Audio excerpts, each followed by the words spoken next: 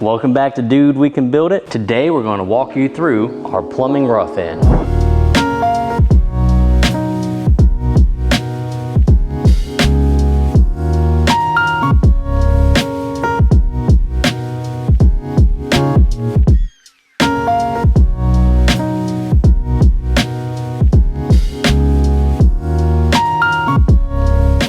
To start where the water enters the building through the slab. This is an 1.25 inch PVC line that goes all the way out to the meter by the road, is buried underground, and comes up through the slab. As soon as it comes into the building, we adapt it to a 3/4 inch PEX line. Next, we have a shutoff valve. So if we ever need to do any work on the water system in the house, we have a very convenient location to shut all the water off. Next, we tee off for the water heater. So here's our cold tee and here's our hot tee coming into and out of the water heater. And now we have a 3/4 inch hot water supply and our 3/4 inch cold water supply going up through the top plate. And while we're here, you can see that we have nail guards installed through all of our top plates to protect our water lines from nails and screws during the sheetrock installation. The 3/4 inch lines supply a large volume of water so that we won't have a noticeable pressure drop when multiple water fixtures are in use. Then we go down to 1/2 inch lines to supply water to each individual fixture. You'll notice that there are plenty of straps to keep all of the PEX lines secure.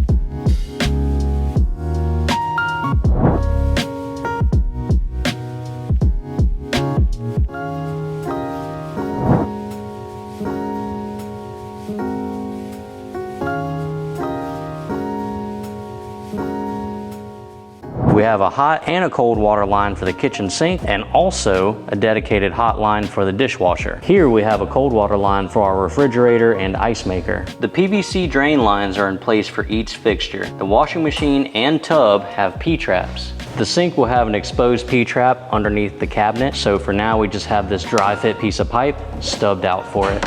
Toilets have a built-in P-trap in the fixture itself, so we're not doing anything with this stub up. We're just going to leave it capped off for now. All of the drain lines also have vent stacks that go up through the top plate and outside of the building.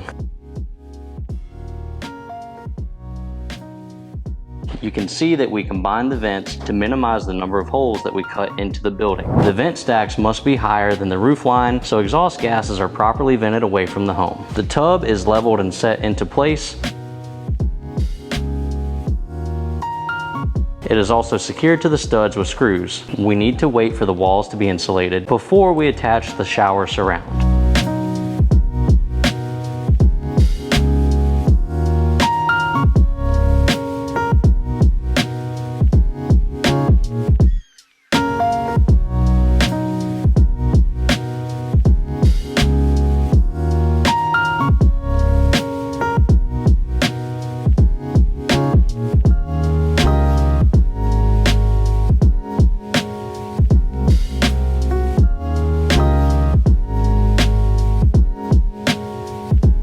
We added hot and cold hose spigots to the outside wall, as well as future connections for an outdoor kitchen. The entire water supply system is pressurized with air to make sure that there are no leaks. So now we're ready for our plumbing inspection, and next we're going to be working on our HVAC system. Check it out.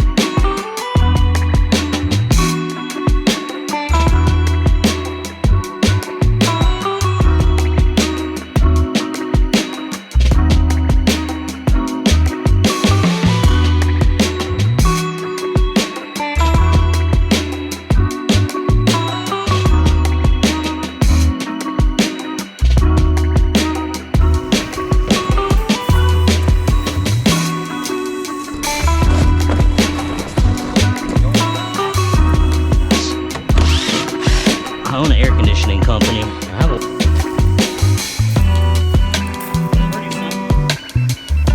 They're a closed system, like a window unit.